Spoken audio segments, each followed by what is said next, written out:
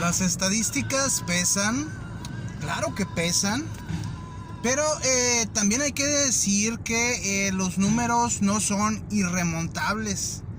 Es decir, algo se puede hacer para sobreponerse a ciertas situaciones. Me llamaba mucho la atención la semana pasada que muchos aficionados al fútbol festejaban de forma bastante efusiva el empate de la selección mexicana con la selección de Polonia. Hablando de estadística, la selección de Polonia ni siquiera se encuentra entre las principales 20 selecciones del ranking según FIFA, mientras que México se encuentra en la posición número 13, o se encontraba al inicio del mundial. Probablemente descienda algunas posiciones una vez que termine ya el mundial. Argentina pues obviamente siempre se ha encontrado entre las primeras 5 selecciones del mundo por lo general. Entonces festejar que se le empató a Polonia me parece un poco como esos festejos de los nacionalistas que se enorgullecen de más, los nativistas, los patriotistas, los nacionalistas que se orgullecen por haber nacido en algún país. Nacimos en el país que hayamos nacido por mera casualidad. Ya se enorgullece uno de lo que uno hace, de lo que hacemos como país, de lo que hacemos como sociedad, pero enorgullecerse por haber nacido en una parte de tierra que fue un tema meramente aleatorio, pues no se me hace un motivo para enorgullecerse tanto. Ahora bien, se empató contra Polonia, qué mal. Debieron de haberle ganado fácilmente, siendo que la selección mexicana es una selección, como les digo, que está entre las primeras 15 a nivel mundial. Ahora bien, enfrentarse contra una selección que está entre las primeras 5 a nivel mundial, bueno, eso sí ya requiere de un trabajo especial. Quizá eso sí sea una razón para enorgullecerse un poco de la selección nacional. Pero bueno, también los números, las estadísticas pesan. Estamos hablando de una selección que en sus últimos más de 25 juegos solamente había ganado un juego. Estamos hablando de una selección que ha participado 16 veces en los mundiales y promedia apenas menos de 4 goles, 3.75 goles por mundial. La verdad, los números son poco alentadores. Es un hecho que México no tiene goles. Es siempre, por lo general, se juega a echarse hacia atrás y esperar un milagro. Esa es la estrategia que me ha tocado ver, sin ser un experto en temas de fútbol. Definitivamente sin ser un aficionado al fútbol nacional. Siempre esa es la estrategia que se usa, y es una estrategia muy pobre. Es una estrategia que meramente se recarga en los resultados o en el desempeño de los demás y no en el desempeño propio. Ahora bien, Argentina venían dolidos, obviamente. Les había ganado Arabia Saudita en un juego inesperado, en un triunfo inesperado, y me llama la atención que muchos daban por acabada a la selección de Argentina solamente por un juego en el que obviamente los jugadores salieron a conocer el territorio, salieron a conocer más o menos cómo estaba el ambiente, la temperatura, las canchas, la afición, y pues bueno, los agarraron por sorpresa. Creo que hubo confianza de más, pero no se vale que si vas a enfrentar, para empezar no se vale que descartes a un equipo como Argentina, o como le pasó a Alemania que perdió con Japón. No se vale que descartes a ese tipo de rivales por un juego, y sobre todo por un juego de apertura. Creo que ese fue uno de los primeros errores. El segundo fue solamente tener un plan A. Sabes que no tienes gol, festejas un empate a ceros contra la selección de Polonia y después buscas repetir la estrategia y pretender salir exitoso contra una selección bastante superior a la de Polonia. En este caso, la selección argentina.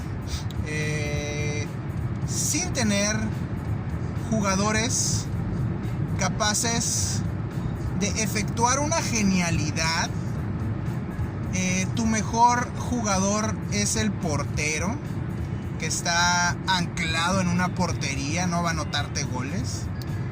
Y bueno, tu estrategia pareciera ser echarte totalmente hacia atrás y esperar un milagro. Quizás los milagros sí existen, pero hay que echarle ganas, hay que tener actitud, hay que ir hacia adelante para que estos salgan adelante, funcionen y aparezcan. De la nada difícilmente un milagro va a suceder, o menos va a ser que ganes una justa futbolística a nivel internacional contra uno de los mejores equipos de la historia del fútbol mundial, que tiene, por lo menos, mínimo, tiene al mejor jugador de la historia contemporánea del fútbol. Estamos hablando de Lionel Messi, que fue precisamente el encargado de anotar el primer gol en una genialidad, cosa que México no tiene. Muy loable la labor del portero, de Guillermo Ochoa, que casi adivinó hacia dónde iba el tiro, pero le faltaron centímetros. Eso es algo todavía que se debe de reflexionar y de analizar. Se tiene un muy buen portero, es tu mejor jugador, pero no es un portero muy alto.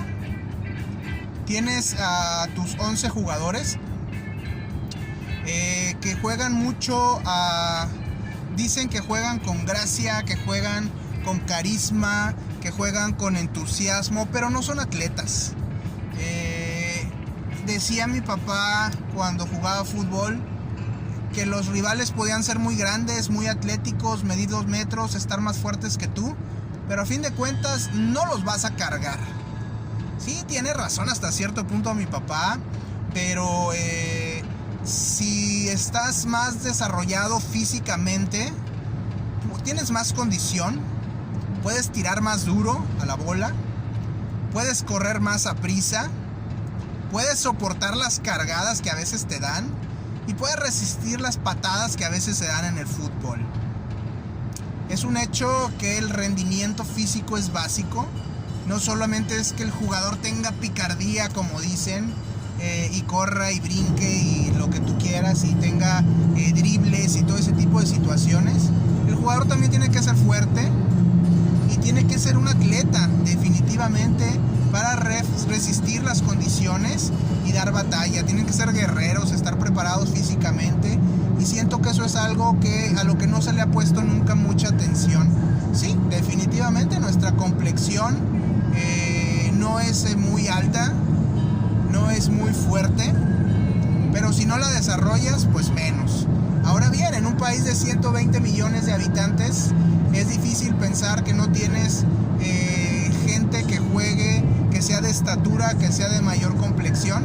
Tal vez las condiciones que se le están dando a los jugadores en México para desarrollar jugadores, para desarrollar buenos futbolistas, para desarrollar atletas, y eso ya lo hemos visto incluso en las Olimpiadas, no son las adecuadas. No se le apuesta al deporte, ni hablar, no se le apuesta.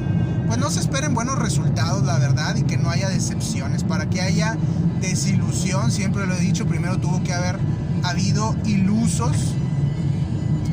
Y pues en este caso esperar que por puro sentimiento, por puro ánimo, por pura actitud se le hubiera ganado un juego a Argentina, la verdad es algo de ilusos. Pensar que se le iba a ganar una selección de primer nivel, jugando al empate con ni siquiera con un plan, sino con lo único que tiene es un portero. no tenías ni siquiera un plan A, no tenías un plan B, no tenías un plan C.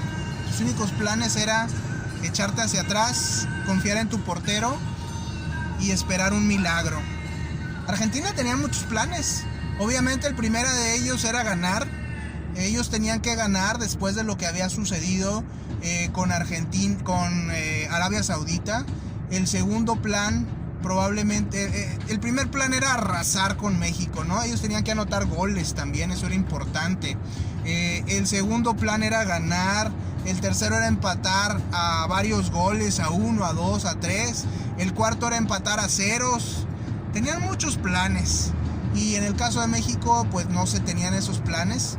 Sin ser un estratega, sin ser un gran conocedor del fútbol, es obvio que México no tenía esos planes. Y como decía el legendario boxeador Mike Tyson, el muerde orejas, el mocha orejas, todo el mundo tiene un plan hasta que recibe un golpe en la boca. Y bueno, ese golpe en la boca fue, me encanta ese dicho de Mike Tyson, es muy cierto. Definitivamente todos tenemos nuestros planes hasta que recibimos un revés. Pero también es importante señalar que los planes no están escritos en piedra, sino que se pueden replantear, se pueden modificar, se pueden ir cambiando sobre el camino. La flexibilidad y la capacidad de adaptarse son habilidades importantísimas para la supervivencia, lo diría el mismo Charles Darwin. Y bueno, sí, recibimos un golpe en la boca y a partir de ahí, de ese gol de Lionel Messi, todo plan, toda estrategia se acabó. Fue, si mal no recuerdo, en el segundo tiempo, en los primeros 10 o 15 minutos del segundo tiempo, y a partir de ahí fueron 30 minutos de pura desesperación, de pura desubicación, de puro miedo, de puro caos. Y eso fue lo que vimos en el partido. No podemos decir más, que era obvio que algo así iba a pasar si no se contaba con un plan A, un plan B, un plan C. Era obvio que esto iba a pasar si se sabe que la selección no tiene jugadores que anoten goles. Era obvio que iba a pasar cuando sabes que tu mejor jugador es un portero y tu estrategia va a ser echarte hacia atrás y esperar un milagro. Esa fue la estrategia, eso fue lo que pasó. Cuando se recibió el primer golpe en la boca, todo fue desesperación. Desafortunadamente se ha creado una cultura, y esto es a lo mejor un poco difícil de explicarlo, pero voy a tratar de hacerlo. En México se ha creado una cultura muy al estilo del fútbol, muy apasionada pero muy poco racional, y por esto es que no soy muy aficionado del fútbol mexicano, del fútbol nacional, porque es muy apasionado, subsidia mucho a los jugadores, a los malos equipos. Hay un enamoramiento con los equipos, se apasionan con los equipos y te dicen, lo escuchas cuando te dicen en las buenas y en las malas, siempre traigo puesta la camiseta, el ladrón de mi cerebro. Entonces ya empiezas a entender que la gente no piensa mucho cuando se trata del fútbol, que el razonamiento no existe cuando se trata del fútbol. Es un tema más de sentimiento y de pasión, y está bien. Hay gente que le gusta vivir esos temas así, pero pienso que apasionarte de más, no ejercer la crítica, no ser racional, trae consecuencias como lo que estamos viendo. Habrá gente que te va a decir, pues yo sigo con la camiseta puesta, pues yo sigo enamorado de la selección, pues yo estoy con la selección en las buenas y en las malas. Pues ahí están los resultados. El no exigirle a tu selección, el no analizar las cosas, la situación con un sentido crítico, ahí está lo que provoca y es lo que genera. Y desafortunadamente lo más grave o lo más triste del asunto es que lo que vimos en el partido se refleja en la sociedad y en el día a día, en la vida cotidiana. La sociedad se enamora, se apasiona con sus políticos, con sus gobernantes, y dicen: yo con mi partido, yo con mi político, yo con mi gobernador, yo con mi presidente, yo con mi alcalde, hasta en las buenas y en las malas. Y se ponen la camiseta del partido, que se me hace algo terrible, y lo presumen, lo gritan a los cuatro vientos, a su amado gobernador, a su amado alcalde, a su amado presidente. Se apasionan, se enamoran de él, se casan con él. Y algo que acabamos de decir hace muy poco: la política no la podemos ver como un matrimonio. No nos casamos con un partido, no nos casamos con un candidato, no nos casamos con un gobernador o presidente. La política es como cuando esperas el camión para ir a trabajar y ese camión no pasa. ¿Qué haces? No te quedas sentado esperando la nada, no te regresas a tu casa. Buscas un camión que te deje cerca, lo tomas y caminas. Así es la política. Desafortunadamente la queremos ver como en el caso del fútbol. Tenemos la camiseta bien puesta en las buenas y en las malas, y el gobernador y el alcalde y el presidente me robaron el cerebro. Yo estoy enamorado de ellos. Ese es el problema que tenemos como sociedad en México, y lo acabamos de ver también en la marcha del domingo, cómo sale gente a defender a un presidente al que nadie está atacando, al que se le está haciendo una crítica, y que se debería de tomar en cuenta esta crítica a un presidente al que se le están exigiendo resultados, y lo único que hace es comportarse como un candidato, pedir una marcha que alimente su ego, que lo haga sentir arropado, que lo haga sentir con músculo. Y esto es algo muy propio del populismo. Desafortunadamente esa es una política, una cultura, algo que está permeando en la sociedad y que nos está afectando bastante. Un tribalismo que es muy propio del fútbol, pero que ahora se ha apoderado de la sociedad a nivel global. Inclusive lo que vimos en el fútbol, este tribalismo, que es parte de la pasión y de la cultura del fútbol y todo, ha permeado a toda la sociedad en general. Y ahora nos apasionamos, nos peleamos por los políticos, nos peleamos por los partidos, nos peleamos por los gobernantes, nos casamos con ellos, dejamos que sean las emociones las que nos dicten por quién votar, a quién apoyar, y los vemos como superhéroes, los vemos como magos que van a resolvernos la vida, y nos hacemos irresponsables de nuestro propio destino. Eso es lo que va a pasar con la selección nacional. Cedió el poder de su destino, su poder de decisión. Ahora tiene que ganar forzosamente a Arabia Saudita, que es una incógnita que vaya a pasar. Ahora tiene que esperar resultados de los demás equipos. Se dio el control de su destino y ahora depende de los resultados de los demás. Algo que siempre ha sucedido en la historia de la selección nacional de México. Siempre está sujeta a los resultados de los demás, a la matemática, a que le ayude la matemática por casualidad, de rebote, por mera coincidencia. Y esto es algo muy triste. Se dice que estadísticamente es la peor selección desde 1978. Es la primera vez desde 1962 que la selección tiene sus dos primeros partidos de fútbol en un campeonato que no anota gol. Y ya se habla de que pudiera ser la peor selección nacional de épocas recientes. Es algo muy triste.